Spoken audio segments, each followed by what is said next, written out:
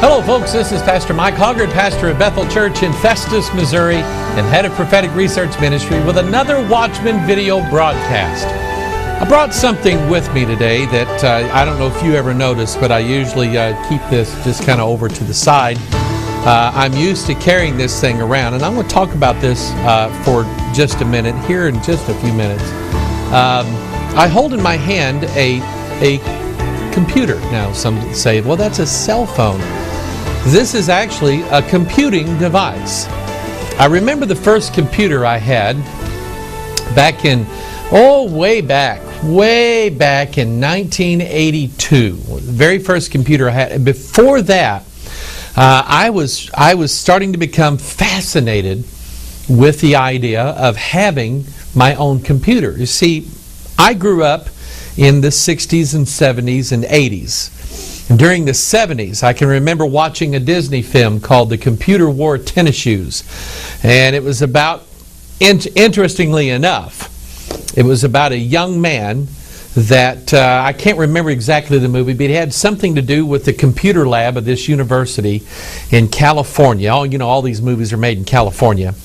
And but anyway, he worked in this computer lab, and all of a sudden he was like melded in, or this computer had joined with him somehow, and he just was this fantastic brain. He could think like a computer. And if you remember back from the 70s, these computers filled up entire buildings, just for these one computers. I watched a movie that I had not seen in years last night called Tron. And I think there's like a remake or a sequel of that coming out here before too long. This came out in 1982. Here again, another Disney movie.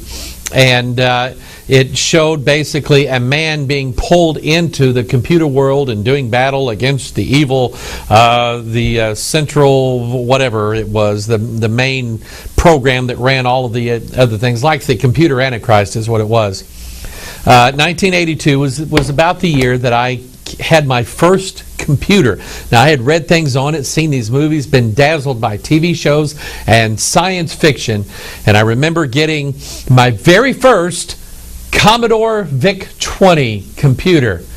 And I was amazed at this thing. Here it was, a computer in my room, and I could tell it to do things. And I remember I had envisioned at that time being able to take massive whole encyclopedias and typing them in article by article into my computer, storing it in there, and then being able to ask my Commodore VIC-20 computer any simple question, and it would ding, ding, ding, and come up with the answer for it.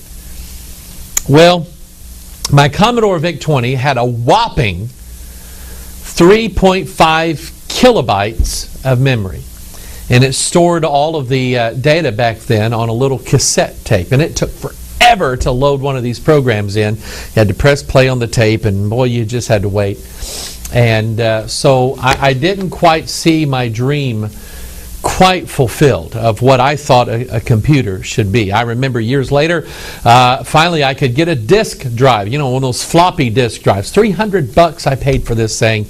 And then I remember seeing it in a computer magazine.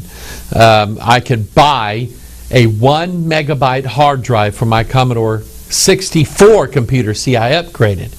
And I was going, 1 million bytes. This is amazing. The very first IBM style PC I owned was somewhere around 1992, 1993, something like that, preloaded with Windows 3.1, an 85 megabyte hard drive, and 2 megabytes of memory, and I thought I was in heaven. We've progressed a lot in this world since then, and I now hold in my hand a computer. And this computer, if I remember right, this is a Samsung jack, and I think it operates at about 300 to 400 megahertz, which, our average desktop PC is blazingly faster than that, but not bad for a small handheld device. But this computer operates somewhere around 300 times faster than the Commodore VIC-20 I had. It has somewhere in the neighborhood of about 2,000 or 2,000 megabytes more memory than my Commodore VIC-20 had, more storage ability, more computing power, more software than I ever had, more programs. And I finally have the ability right here in the palm of my hand to load up the internet. I got Internet Explorer here, and I can load that up if I got a Wi-Fi signal somewhere. And I can ask the internet any question that I want. And through the millions of interconnected computers all across the world, I can get an answer to that. I can find out exactly where I'm at using Google Maps on here. And the triangulation that cell phones are, they're like the little coordinate things, and find out exactly where I am anywhere on the globe. This is absolutely amazing, the technology that we hold in the palm of our hand that we actually take for granted. We've come a long, long way since 1982 when I had my first computer, and it's just absolutely amazing. I can make telephone calls, all of which is done digitally. You see, the computer takes my voice and turns it into numbers, zeros and ones, and transmit it through a wireless signal. I can receive messages from, here's one from my wife, a text message. Can't ignore that for too long. But anyway, this is the technology, and this is old stuff already. I mean, this phone's about a year old, 2 years old, something like that. And it's already ancient stuff. We're going to talk about technology. We're going to talk about something called the singularity in this broadcast. And I want you to understand, if we have progressed this far in this world as far as electronics is concerned, where are we going in the very near future? We're seemingly changing like every 6 months. We're doubling our knowledge of the universe. So I want to read some articles, and we're going to talk about what's called the singularity in this broadcast. And here's an article that somebody sent me, and this is really what got me going with this. So if you sent me this, I appreciate it. And I'm just going to kind of read this article through because I think it has some very interesting things that we need to look at. The article's called from PC World. It's called Better Living Through Implants. Imagine if you could learn to fly a helicopter by downloading software directly to your brain. We saw that in the movie The Matrix. Imagine if your eyes could see an object overlaid with data miles away in the dark. These science fiction scenes from The Matrix and the Terminator movies may be less fictional in the future thanks to the fascinating science behind medical implants. Interdisciplinary teams of surgeons, research engineers, computer scientists are creating complex electronics designed to work within the human body to simulate human functions. Today's bionic technology helps people suffering from disease or disability and may pave the way to a future where the blind can see and the deaf can hear. Researchers have achieved breakthroughs in medical science, but the level of improvement these advances offer doesn't approach the level of typical human sight, sound, thought, or movement. But implants are getting better, faster, and smaller. And experts say that they could be used to augment healthy human performance within 5 to 10 years. A look at the current research in medical implants shows not only unprecedented potential for curing diseases, but also, and here's the word right here, a new paradigm for understanding human potential. Now stop right here. That word is seen, I don't have a copy of it here, that word is seen in Marilyn Ferguson's Aquarian Conspiracy. The new paradigm is something that you'll see in the Purpose-Driven Life movie. You'll see in the New Emerging Church. This whole concept of a new paradigm or a paradigm shift is something that we're seeing everywhere. We're seeing it in corporate logos. We're seeing it in advertising, marketing. We're seeing it in the church nowadays. All of a sudden, everybody is talking about in different ways and in different styles, but they're all talking about some sort of transformation that's going to take place. A new paradigm, a shift in the way that humans exist. The article talks about having bionic eyes. I don't know if you remember the $6 million man. He had bionic eyes. We're on the verge now of creating an interface between the human eye and the brain that would allow people with faulty eyes not only to see, but we're also on the verge of allowing people who can see normally the ability to see beyond human limits. This is where we're headed. The article talks about brain-computer interfaces, giving people who cannot speak the ability to speak. Brain implants, body implants, the article talks about. Performance-enhancing body implants, so that there is a fusion of technology and humanity. This is part of what is known as the Singularity. Now, I'm going to read you an article about what the Singularity is and what it involves. And I know not everybody is technically minded. I kind of am, but there's some things that I don't get. I mean, I use technology. I mean, I'm using my cell phone here. I'm using a microphone here hooked into a digital camera. This camera is taking my image and my sound, and it's converting it into zeros and ones. And when I get done, I'm going to take this and download it into my computer. Well, let's see, that would be uploading. I would upload it into my computer so I can edit it. And then when we're done, I'm going to put it on a digital versatile disk, or I'm going to transmit it digitally to the internet so that you can get on your digital interface device, which is a computer, and watch what I'm doing here in our secret broadcasting compound. We are using technology everywhere, but this technology and people's understanding of what we're able to do with the smallest and simplest devices is growing exponentially.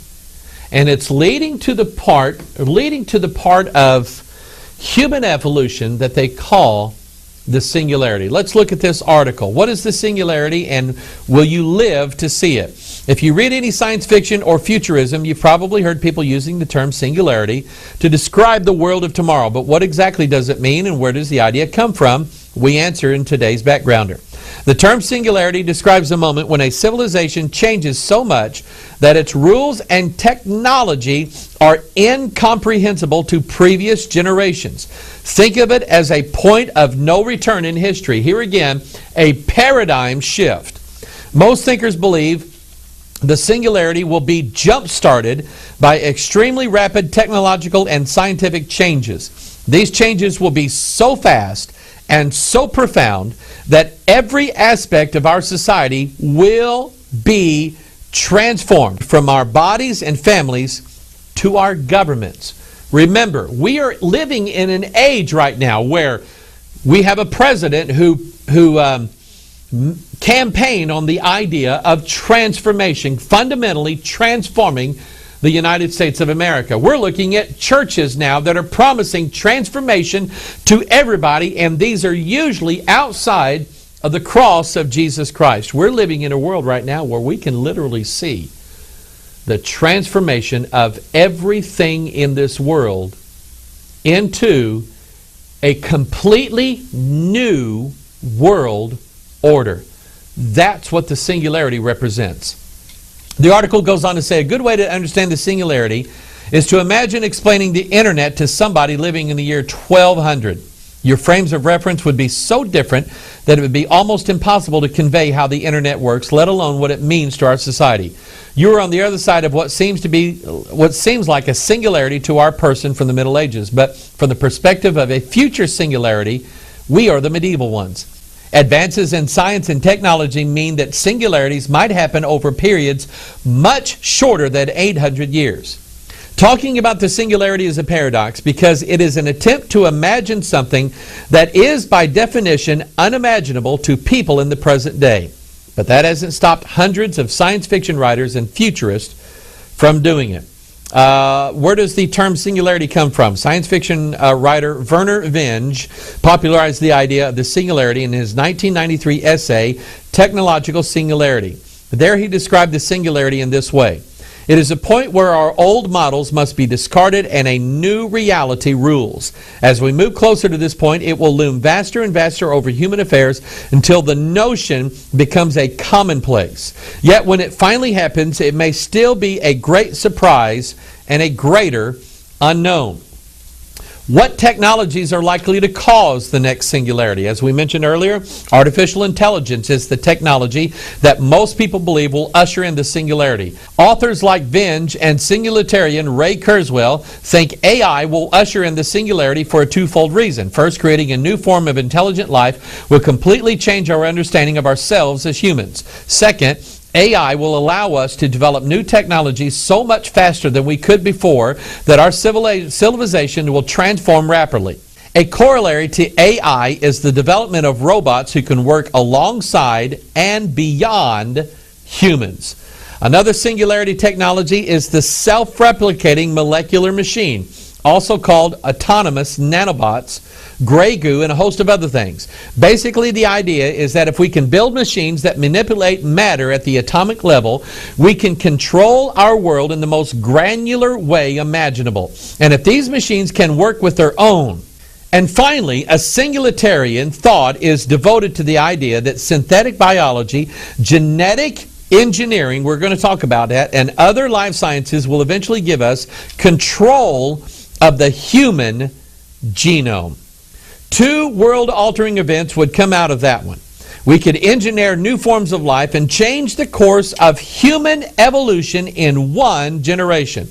Two, it's likely that control over our genomes will allow us to tinker with the mechanisms that make us age, thus dramatically increasing our lifespans. Many futurists, from Kurzweil to Stuart Brand to science like Aubrey de Grey, have suggested that extreme human longevity in the hundreds of years is a crucial part of the singularity. So in other words, this article is explaining to us that the things that we see going on right now, the rapid evolution of electronics and electronic devices and artificial intelligence, is one of these days, they say, it's going to change all of the rules and then give mankind the ability to change his own DNA, to rewrite, as David said, in thy book, he's referring to God, all my members were written, which in continuance was fashioned when as yet there was none of them. David was describing, by inspiration of God, 3,000 years before Watson and Crick discovered the DNA double helix. David was describing the human genome, or DNA. In thy book, he described it as a book that God wrote. And I believe, just as God wrote this book, God wrote the book of our DNA. In fact, God is the author of all life. Everything that has DNA in it, in this world, in this universe, God wrote that book. And there are rules concerning that book. God said, you shall not add to nor take away from the words of the book that I have written. And so here we have man now who is getting smarter. He seems to think he is getting smarter by the day, and now is on the verge of the ability to rewrite his own DNA, making him into something that in his eyes is going to be far better than his own humanity is at present time. Here is an article concerning Intel. We're making steady progress toward Ray Kurzweil's singularity, says Justin Ratner, CTO of Intel. The singularity, that's what he's talking about. You know, the point where machine intelligence jogs past human intelligence and brings us to a new era where combined computer cognition is the equivalent of a minor deity. What is the singularity really? It's where machine intelligence surpasses human intelligence, even by just a tiny bit. At that point, the machines, which are now more knowing than we are, can recursively improve on themselves in a never-ending and rapidly accelerating cycle of getting better and better. Kurzweil tones it down a bit and simply says it's going to be a time where machines can manifest their own rapidly advancing technology. The implications of a meteoric rise in technology, self-replicating, smarter than human intelligences, and super beings, it's all still there though.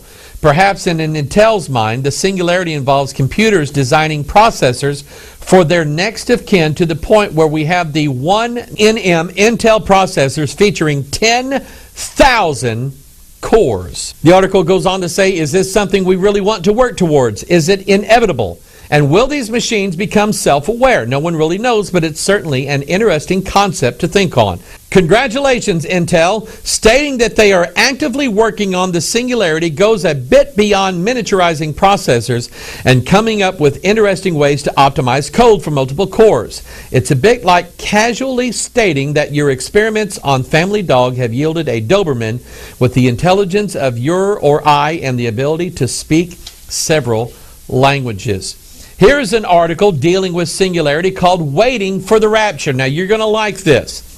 Technological convergence will change our lives but won't make them indefinitely long. Across cultures, classes, and aeons, people have yearned to transcend death. Now, I'm going to stop right here because that is the very thing that the serpent promised Eve in the Garden of Eden. We're going to go back to that here in just a little bit. But you remember she said that she told Lucifer, she told the serpent, Eve did, that if she ate of the fruit of the tree of knowledge of good and evil, that God told her that she would die. And yet Lucifer said to her, ye shall not surely die. He was giving her a false hope of immortality. And so anyway, people have yearned to transcend death. Bear that history in mind as you consider the creed of the Singularitarians. Many of them fervently believe that in the next several decades we'll have computers into which you'll be able to upload your consciousness, the mysterious thing that makes you, you. Then with your consciousness able to go from mechanical body to mechanical body or virtual paradise to virtual paradise. You'll never need to face death, illness, bad food, or poor cell phone reception. Now you know why the Singularity has also been called the rapture of the geeks. In other words, now this concept of the rapture is interesting because we believe in the translation of the church. In other words, people who are living on planet Earth at the Lord's appearing will go from this world to the next into a transformed body without ever seeing death. And this is what's being envisioned by who they call geeks. But these are serious people, my friend. The ability to transcend mortality and human beings given the chance to live for hundreds, maybe thousands of years, breaking the cycle that God laid down in the Scriptures. And you have to wonder, who's behind it all? Who is it that is actually feeding the technology and the ideas? If we can't imagine them, where are these ideas then coming from? Think about familiar spirits and think about the inspiration that devils and demons have given mankind over the thousands of years that man has been on this earth. This is what we're dealing with, people. Mankind transcending humanity to become a God. Here's an article called Signs of the Singularity. Hints of the Singularity's approach can be found in the arguments of its critics. The article talks about the AI scenario, or the artificial intelligence scenario. We create superhuman artificial intelligence in computers. The IA scenario. We enhance human intelligence through human to computer interfaces. That is, we achieve intelligence amplification. The biomedical scenario. We directly increase our intelligence by improving the neurological operation of our brains. Now, I want to stop right here, and I want you to think about something for a minute. I want you to think about what it is that you had for breakfast 3 days ago. It's kind of hard to think about that. It's kind of hard to remember. We know we did. We could kind of remember 3 days ago, but to remember what we had for breakfast, or what song we were listening to on the radio 4 days ago as we were going to work or we're going to the store or going to whatever. And yet, with the Singularity in place, with the ability to implant devices into the human brain that would record every single thought, action, sense that we have so that we could draw from them in a near perfect way and remember every single thing that we experienced in life. This is what we're talking about, the ability to become godlike in our perceptions. He talks about the internet scenario. Humanity, its networks, computers, and databases become sufficiently effective to be considered a superhuman being. In other words, a superhuman being would be the entire collective of every computer that's linked into the internet. And here it is. Here's an interesting, this is what really got me going. It's called the digital Gaia scenario. The network of embedded microprocessors becomes sufficiently effective to be considered a superhuman being. Look at this website called the Digital Gaia. This is about digital creations. I think this is a company that does graphics for people and so on. But it's called the Digital Gaia scenario, or the Digital Gaia effect. And what is Digital Gaia? Gaia, if you remember from our study on the goddess, Gaia is the spirit that connects all living things. She is the mother and protector of them all. So I want you to get this idea. In fact, if you saw the movie I, Robot, you saw the digital Gaia.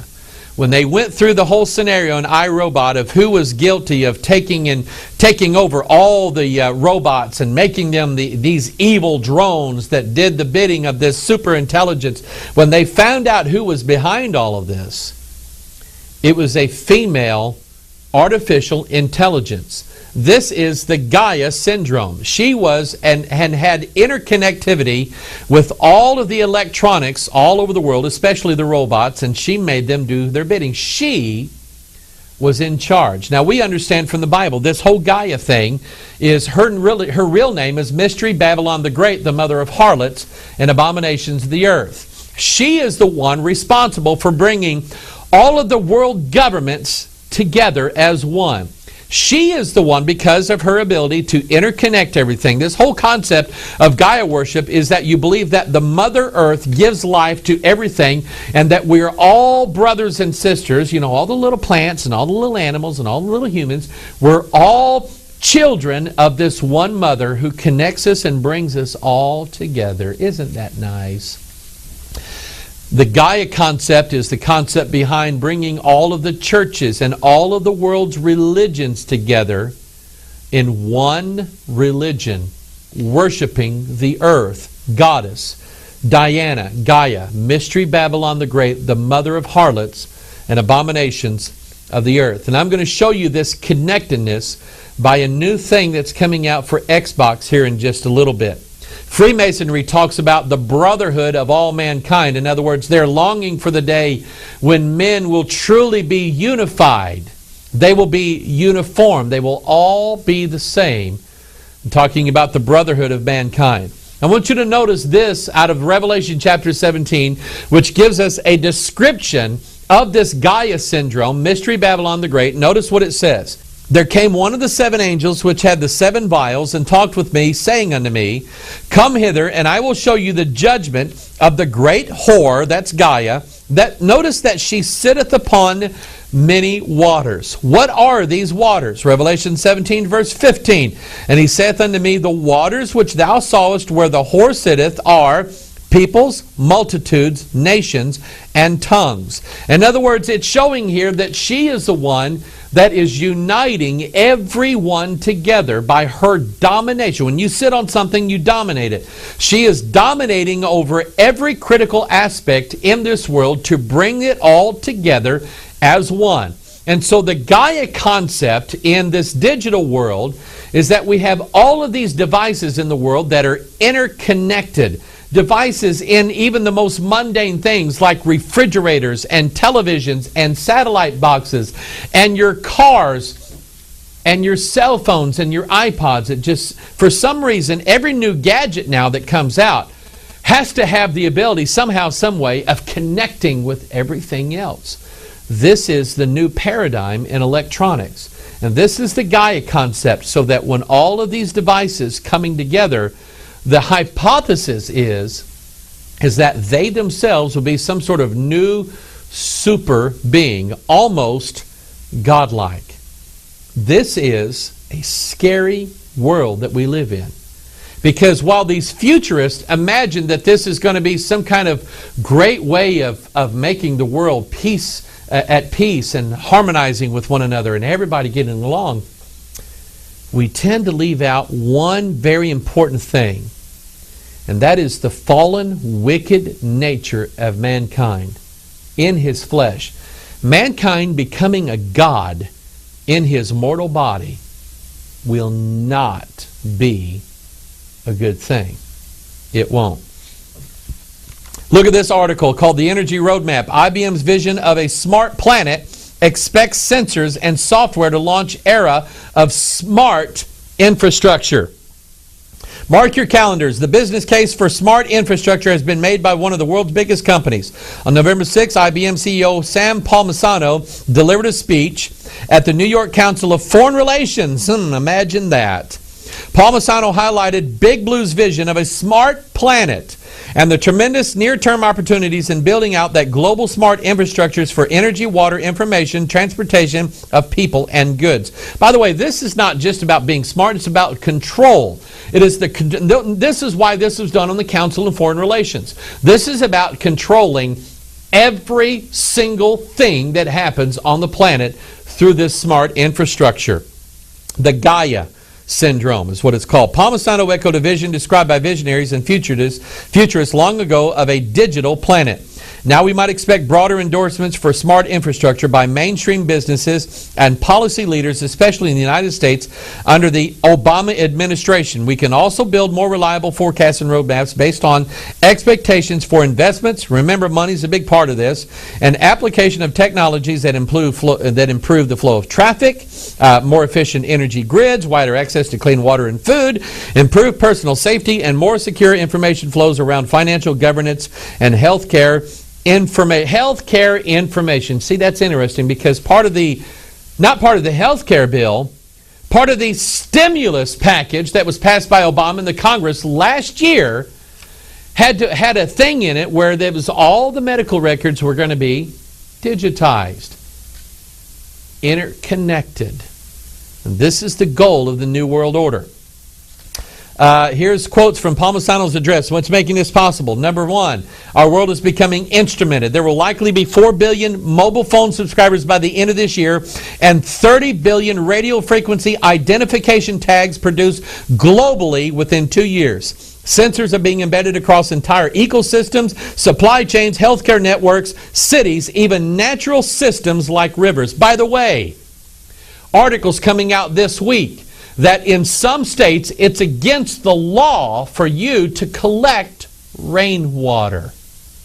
Because now the new paradigms, the new laws are gaining control of every drop of water that exists in the United States of America. How are they going to do it? Electronically. Second, our world is becoming interconnected. Very soon there will be 2 billion people on the internet, but in an instrumented world, systems and objects can now speak to one another too. Think about the prospect of 1 trillion connected and intelligent things. Cars, appliances, cameras, roadways, pipelines, even pharmaceuticals and livestock. Third, all things are becoming intelligent. New computing models can handle the proliferation of end-user devices, sensors, and actuators and connect them with back-end systems. Combined with advanced analytics, those supercomputers can turn mountains of data into intelligence that can be translated into action, making our systems, processes, and infrastructures more efficient, more productive, and responsive. In a word, smarter. Imagine that. Not just, you've got a cell phone. It wasn't until just a few years ago that I got a cell phone. My wife got a cell phone. She wanted one because she traveled back and forth a lot to work. She wanted something to get in touch with me in case a car broke down or something like that. And it was a bag phone. You remember those? this big bag you carried around, you stuck in your car, and you picked up the receiver, and it was a monster. Now these things are teeny tiny, and they're getting smaller every day. And now nearly 2 billion people in the very near future are going to be carrying something like this around, communicating one with another. Social networking is another thing. We are literally changing the landscape of humanity right now with all of this technology. Now, somebody sent me this. They said that their son works for Microsoft, and he was, this is not some super secret project they're working on. The video is on YouTube. It's called the Natal Project, which actually is the natal project. The word natal means birth. And I want you to think about something being birthed into this world, a new world order. He favors the birth of a new world order. That's the Natal Project.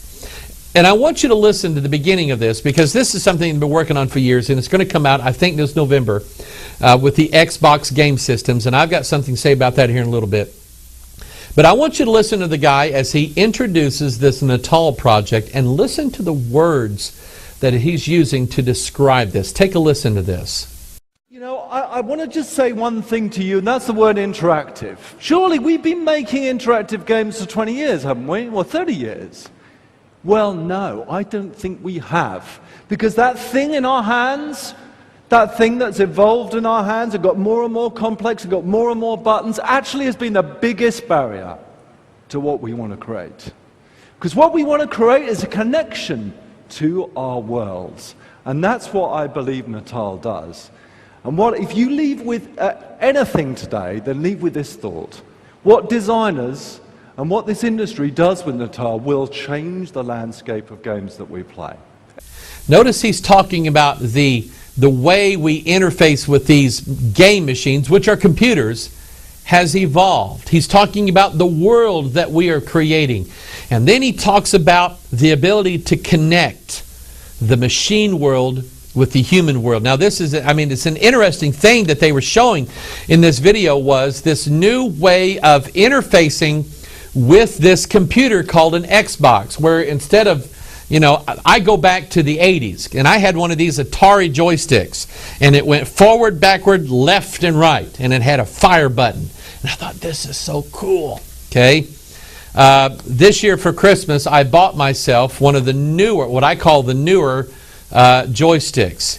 And this thing has way too many buttons on it for me, and I'm using both hands, and I don't know how to operate the stupid thing. So I haven't used it since then.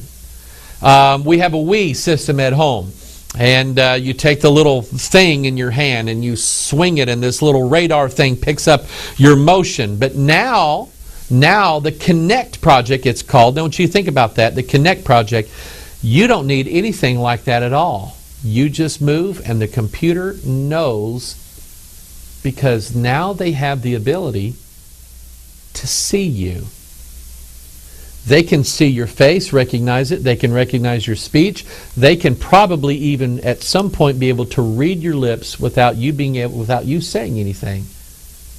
They're getting smarter and smarter every day.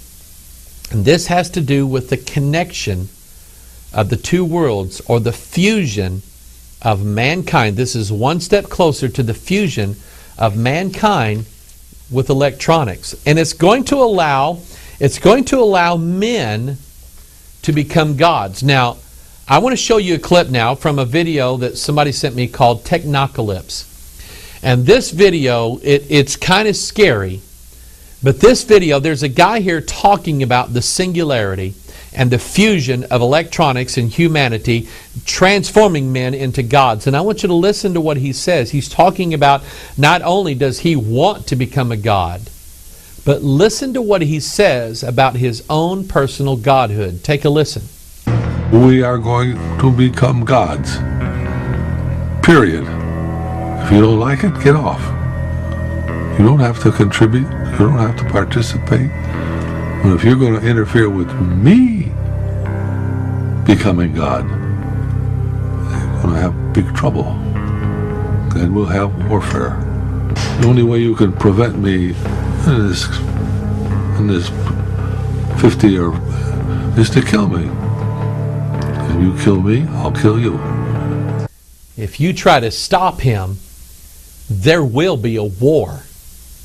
Those who are pushing this godhood agenda, and this didn't just come up in the last 5 years. This goes all the way back to the beginning. I believe the Bible has all the answers.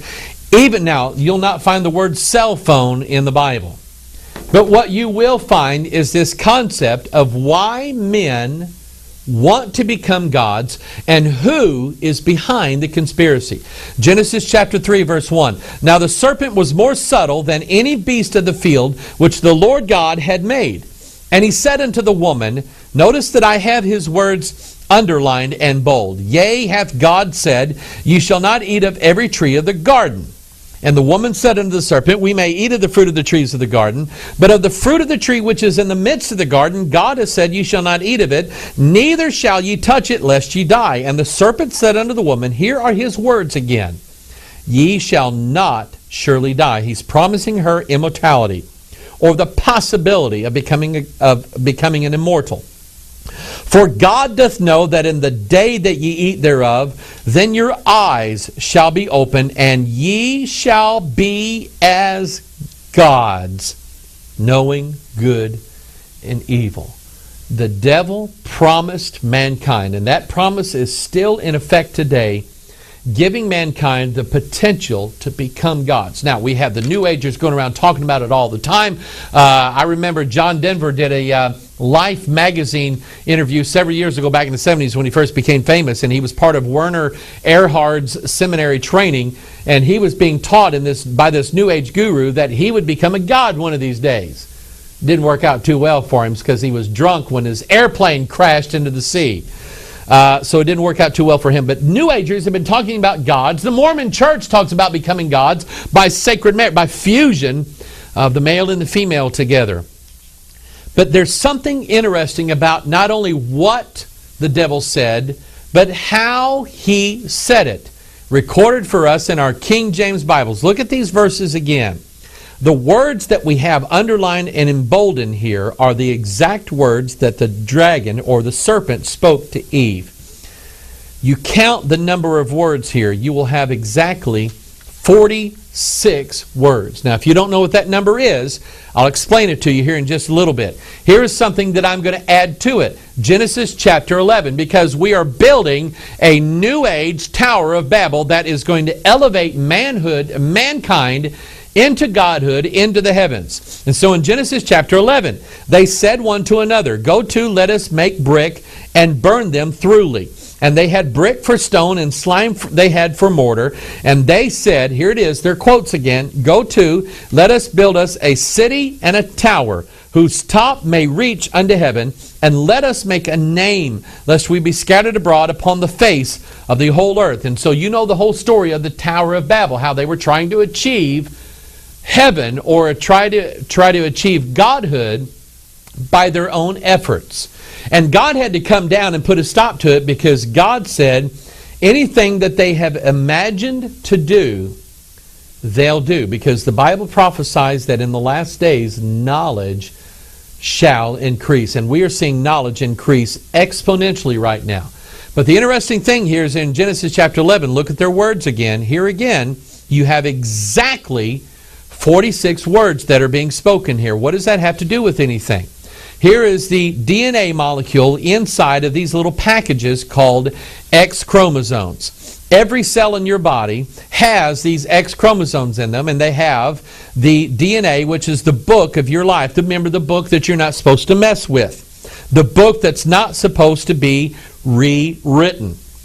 And there just happens to be, not by any chance whatsoever, but by the design of God, there happens to be exactly 46 of these chromosomes in your cells where your DNA is stored. And so the idea here is that man, and we read this earlier, that at some point the singularity is going to allow man the ability to rewrite his own DNA, thus achieving godhood. Now, that's interesting because the fact that we have 46 chromosomes where our DNA is stored, in the Old Testament system, we had a tabernacle. This was the dwelling place of God. This, by the way, is a picture of the human cell. The tabernacle wall is the cell wall. The sanctuary there is the cell nucleus, where the 46 chromosomes are stored. And by the way, inside of this sanctuary was the Word of God, the written Word of God, the book that God wrote. It was the law that God gave to mankind. Incidentally, and I believe by the design of God, on this tabernacle structure, you had 20 boards that framed up the north side of the tabernacle, 20 boards that framed up the south side of the tabernacle, and then you had 6 boards in the back of it. So the very framework of the tabernacle was 46 boards, matching perfectly the number of chromosomes. Paul said in the 46th book of the Bible, 1 Corinthians, he said, Know ye not that ye are the temple of God, and that the Spirit of God dwelleth in you? So God says literally that our bodies, every chromosome, every cell in our bodies is a picture of the temple, the tabernacle, the place where God dwells. And God said, if any man defile the temple of God, him shall God destroy, for the temple of God is holy, which temple ye are. So we're to be careful when it comes to the body temple that God designed and God created, not to augment it, add to it, or take away from it. Now I want you to think about that and what the temple of God is. So now we know what the temple of God is. It is our bodies. Let's now look at 2 Thessalonians chapter 2. Let no man deceive you by any means. For that day shall not come, except there come a falling away first, and the man of sin be revealed, the son of perdition. This is the Antichrist, who opposeth and exalteth himself above all that is called God, or that is worshipped, so that he as God, here it is, sitteth in the temple of God, showing himself that he is God. He literally, this Antichrist literally is going to reign on the inside of every human being, because that's what the temple of God really is. Let me show you this. Remember what those X chromosomes look like. Let me show you this in visual form. This is called the skull and the crossbones. Now, in the occult realm, the skull is a symbol for death. Now, I want you to get these because we have opposites here. Christ is the symbol for life. He's the Lord of life. The Antichrist, his opposite, then would be the Lord of death, or the symbol of death. And so the skull is a symbol of the Antichrist. So take a look at this image. We have the X chromosome featured by the crossbones, and we have the skull added to it. This is a picture of the Antichrist reigning inside of the very temple of God, our very chromosomes, right inside of our DNA. Something is going to be added to man's DNA. What does this have to do with the singularity? I want you to notice again this symbol, and then take a look at an electronics company called Singular Wireless. The idea that billions of people are now going to be interconnected. And you know, these are kind of cumbersome. Have you ever tried to drive and have one of these cell phones stuck in your ear? You ever tried to write something? Or hold on, you know, hang on, I can't. Or have you ever been one of those places where, hang on, I can't hear you. What? Kind of cumbersome. And cell phones sometimes really make me mad. But the technology is just around the corner to where this is not going to be here and here. It's going to be here and here on the inside of us. That's why this company was called Singular Wireless. Just this week, I saw this commercial, and several people sent me a link to this. Here is another wireless company, a company that is connecting everybody together through electronics, bringing us into the singularity, Verizon Wireless. And notice their new ad campaign is called Rule the Air. Now, several weeks ago, we did a thing on our Watchman broadcast about this new movie coming out called Avatar: The Last Airbender. By the way, Avatar is the fusion of gods and men together. And this airbender is someone who has power over the air. They can rule over the air. Where does that concept come from?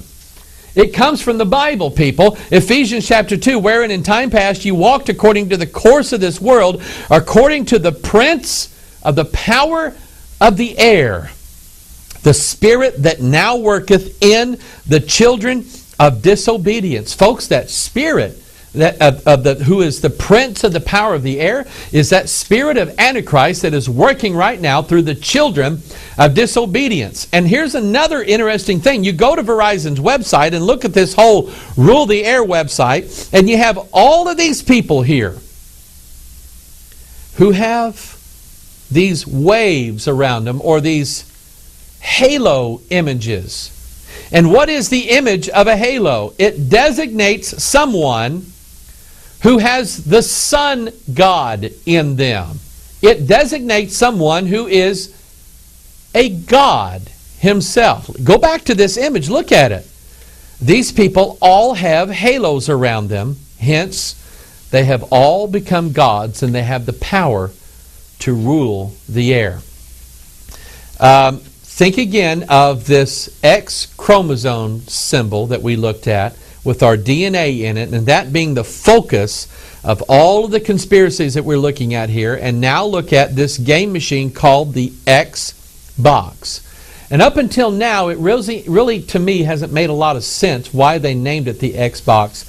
Until now, this new paradigm, this new way of connecting with the computer world it was called the Natal Project or the Natal Project. Now it's called Connect, and the variant spelling has to do with kinetic energy and motion being what connects us with the computer world. And so already games and applications are being developed that make use of this new technology. And here's one. This is interesting to me.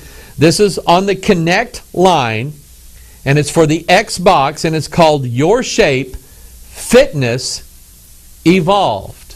How many other things in this world have to do with evolution and the transformation of mankind? By the way, take a look at the symbol located here, Your Shape Fitness Evolved. We're going to talk about that. What does this have to do with this idea of Connect? What is the truth behind it? The fact that the fourth kingdom that Daniel talked about. In fact, let's look at the scriptures here. Daniel chapter 2, verse 42. And as the toes of the feet were part of iron and part of clay, so the kingdom shall be partly strong and partly broken. And whereas thou sawest iron mixed with miry clay, the iron is the fourth kingdom, the miry clay is mankind, they shall mingle themselves with, look at here's the word here, the seed of men. The seed of men is a Bible phrase for his genetics, his chromosomes, his DNA. That's what this is about. This fourth kingdom is not a kingdom of this world. They are principalities, powers, rulers of darkness, spiritual wickedness in high places. These are spirits. This is a spiritual kingdom. The gods who are going to connect with mankind through his X chromosomes where his DNA is stored. That's what it's all about. How many things now are we, when we look out into the world, do we see things talking about connect, connect, connect? Especially in the church realm. The new paradigm in churches is to marking themselves somehow, some way with this idea of connect. Here's one church, Peninsula City Church. Notice their logos. The X chromosome and the skull with it. Back to this Xbox Connect game, Your Shape Fitness Evolved, that symbol is what's referred to as the triple helix. Take a look at it. This was theorized originally by Linus Pauling, who about the time of Watson and Crick decided that human DNA actually had 3 strands and not 2, making it a triple helix. Of course, he was proven to be wrong, but some scientists are getting together and they're thinking, now wait a minute. We are 2 strands of DNA, but wonder what would happen if we figured out a way of adding a 3rd strand to man's DNA. Hence an article coming out of Scientific American, Triple Helix, designing a new molecule of life, literally taking man's 2-strand DNA and adding a 3rd strand to it. That is the meaning behind the Triple Helix logo, behind the logo here that is on the Xbox game. That is the meaning behind the capstone and the unfinished pyramid. In the world of the occult and Freemasonry, the unfinished pyramid represents man's 2-strand DNA. It isn't complete in their eyes. It needs to have something added to it. What's added to it? The eye of illumination, or the eye of Lucifer himself, the Antichrist, being added to it. And this then gives birth to the new world order. Now, we referenced earlier this image that Nebuchadnezzar saw in Daniel chapter 2 and how it symbolized the 4 kingdoms, and the 4th kingdom being a connection, a fusion between the spiritual world and the human world inside of their DNA. In Daniel chapter 3, Nebuchadnezzar actually builds the image into the form of an idol, and it's, of course, 60 cubits tall and 6 cubits wide. It has these 6s all over it. We just recorded a video called Revelation 666. It will be coming out, and I will explain to you why that number 6 is used there. But here's a sort of an image, an idea of what that image actually looked like. And you remember in Daniel chapter 3, according to the scriptures, according to the commandment of Nebuchadnezzar himself, that at the time when all the people heard the sound of the cornet, flute, harp, sackbut, psaltery, and all kinds of music, all the people, the nations, and the languages fell down and worshipped the golden image that Nebuchadnezzar the king had set up. Remember, Paul had prophesied that when this time was coming, that there would be a falling away taking place. And boy, you can just imagine the scenario. How is it that you're going to separate who's really going to worship God and who isn't? Well, that was pretty clear in the plain where Nebuchadnezzar set this image up, because everybody else is laying down on the ground except three guys, Shadrach, Meshach, and Abednego. That's how you're going to be able to tell who's on whose side in these last days. But they fell down and worshiped this golden image that Nebuchadnezzar the king had set up. This is a perfect illustration of what we find in Revelation chapter 13. The false prophet deceiveth them that dwelleth on the earth by means of those miracles which he had power to do in the sight of the beast, saying to them that dwell on the earth that they should make an image to the beast, which had the wound by a sword and did live. And he had power, look at this, he had power to give life unto the image of the beast, that the image of the beast should both speak and cause that as many would not worship the image of the beast should be killed. That's exactly what Nebuchadnezzar said. Anybody that doesn't worship this image that I set up, they're going to die. They're going to have to be thrown into the fiery furnace. We know the rest of the story, but it's a prefiguring of what is going to happen in the last days. And folks, right now, the imaginations of mankind are imagining a world right now where a beast is going to take over and an image, an idol, is going to be worshipped as the true God.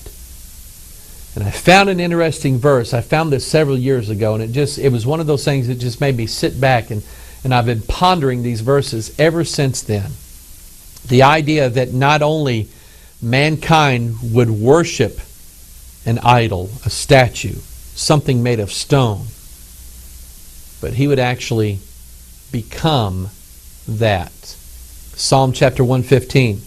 But our God is in the heavens. He hath done whatsoever he hath pleased. Their idols are silver and gold, the work of men's hands. Now I'm going to stop right here. This right here is the work of men's hands. Of course, it's not an idol yet, but this is where we're headed. This is the work of men's hands. And when we're talking about the singularity, we're talking about what mankind is able to do with mankind rather than what God is able to do. Remember the Tower of Babel? They said, let us build a city and a tower.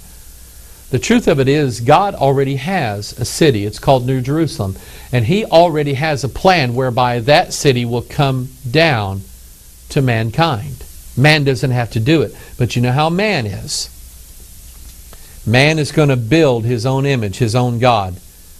They have mouths, but they speak not. Eyes have they, but they see not. They have ears, but they hear not. Noses have they, but they smell not. They have hands, but they handle not. Feet have they, but they walk not. Neither speak they through their throat. In verse 8, and they that make them are like unto them. So is everyone that trusteth in them. In other words, those who worship the idol are going to be like the idol. Similarly, those who worship the true God are going to be like the true God. This Bible is absolutely fascinating because people are racing toward their own godhood and their own destruction in this world. And it's happening fast, very fast. Who knows when the paradigm shift will actually take place? But more than likely, in our lifetime, we're going to see this happen. Are you ready? What are you trusting? See, we like to trust machines. We like to trust pharmaceutical companies. Not a good idea. We like to trust doctors. I don't have anything against doctors. I don't have anything against certain medications. But I'm telling you, we're putting all of our trust in things of this world. And eventually we're going to end up putting our trust in mankind. And God says, trust me. So in this same chapter, Psalm 115, God said, O Israel, trust thou in the Lord. He is their help and their shield. O house of Aaron, trust in the Lord. He is their help and their shield. Ye that fear the Lord, trust in the Lord. He is their help and their shield. Verse 17, the dead praise not the Lord. No, they're out worshiping an image of the beast. Neither any that go down into silence. But we will bless the Lord from this time forth and forevermore. Where's your trust? Where's your trust?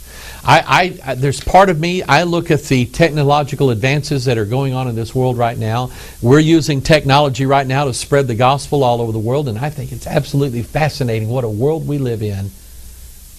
But I'll tell you, mankind is about to run to a barrier that God has placed that he should not cross. And yet, man, you know how we are. We're like children. When our parents say, don't go in there, that's what we're going to do. And mankind is about ready to bring about his own destruction by way of the singularity. I, however, and you, however, should trust the Lord. And here's what I mean by that. They're talking about giving the president and certain people in the world an off switch to the internet. And, you know, while that worries me a little bit in that we wouldn't be able to get our Watchman broadcast out, I can tell you that for thousands of years, people stood with the Word of God in their hand, and they preached it without technology.